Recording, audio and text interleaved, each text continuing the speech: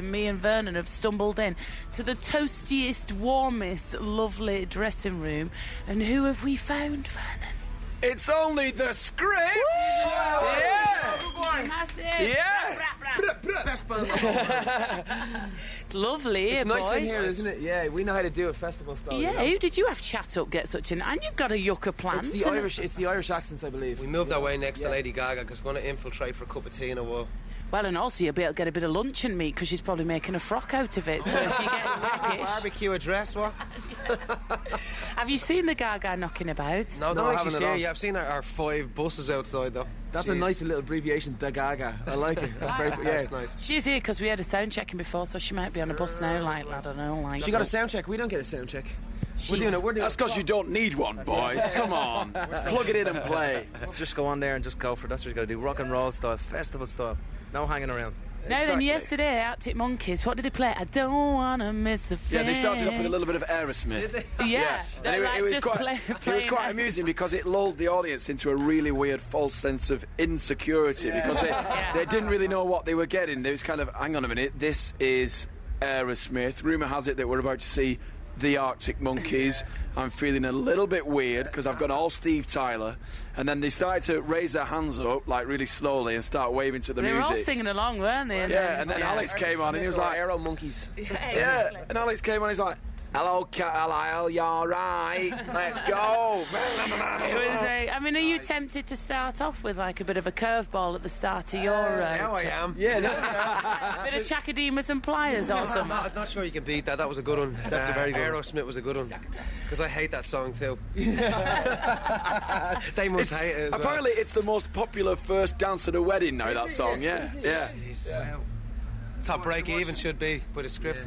although that's not a love song, that's a breakup song, you know? That's what I'm It'd be saying. weird playing that at a wedding, wouldn't it? Yeah. Like Love in the Rocks.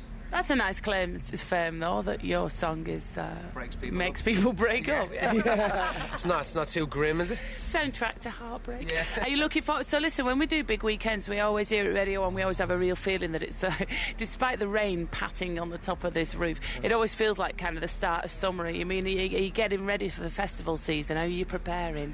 I don't know, just get out there and do it, really. You know, you can't really prepare for it. I mean, even down to not having a sound check. But that's part of the buzz of festival season, is getting out in the field, be it sunny or muddy, and just having a great time. So, yeah, it really does feel like, because this is the first festival for us as well, so it's really going to kick off from here to the end of summer. And you guys, sorry to interrupt, you guys have done really well in America as well.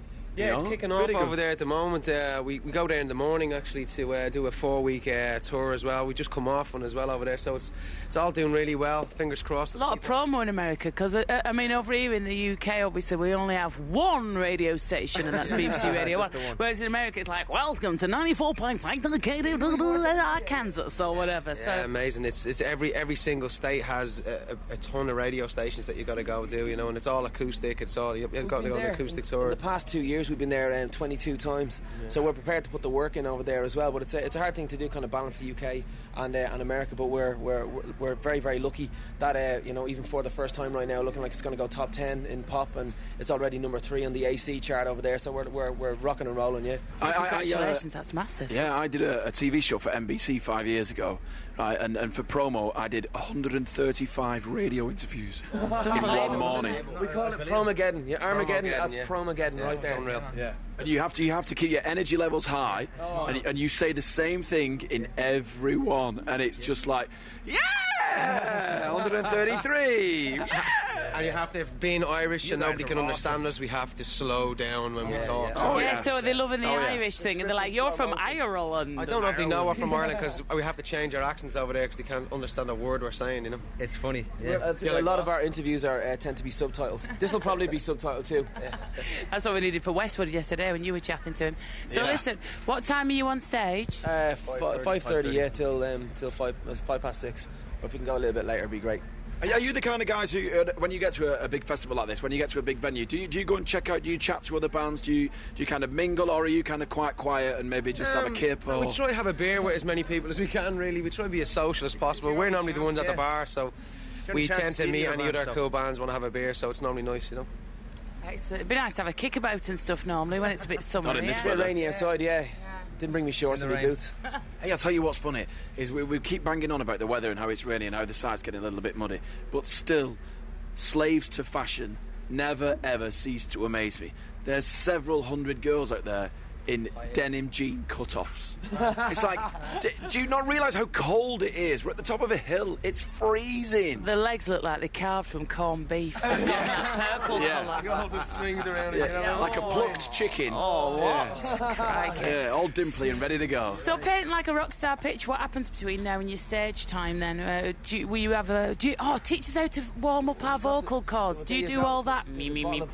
Oh, there's a bottle of vodka and some cranberry. Right, that's it. So of course that means you'll be drinking responsibly. Yeah, we drink responsibly, as in keep it in glasses just before we go on stage. That's usually what we do. Because you share the germs, you know, you have to put it in a cup. We try and invite as many bands around for a little social drink and before we head on stage and do that sort of thing. But that's usually it. We do a bit of promo during the day, warm up before we go on. How do you warm up, Danny? Teach us a trick. How can me and Vernon? Because Vernon last night was on the outdoor stage making everybody do that. Every I'm shuffling, and he was screaming down the mic, and his voice is broke. So how can he, for the next shuffle, how can he warm up his voice? Gargle salt water. Really? Yeah, it's basically a thing called a nasal shower. So you get a little bit of lukewarm water, put some salt in it, mix it around, and then right up the nostril. Oh. I'm not joking. Yeah, it'll cut your colds down by 50%, and it's like a natural antiseptic. Wow. Yeah, there you go. You learn something new every day. Your eyes water very quick. Just snort the salt on its own. Yeah, no, I'd just be worried, like with journalists backstage, like spotted. It's salt! It's salt! Yeah. Put it on your chips, honestly. Prove it. All right, then, guys. As Studio always, 55, 54, whatever it was. No, we're more hardcore. Studio 55 and a half. Guys, listen, enjoy it. You know they're going to go bananas for you later on. They're a brilliant crowd here, and they'll be pleased to be out the rain as well. Nice one. And remember, we're in Carlisle. Don't do a Will.i.am. Hello, London! Yeah, have you done that, by the way? Have you ever gone on and said the wrong place? I have before, yeah. I was in Liverpool and I said Manchester. Oh, of all the places! I have. I was very young and impressionable. I have never, ever since that day done that ever again. It was like the Wild West. Again. You have to respect the crowd. We were like, what did the crowd do? It took me, they booed. It basically took me about 3 or 4 songs to even rein in. It was our own show as well, thank God.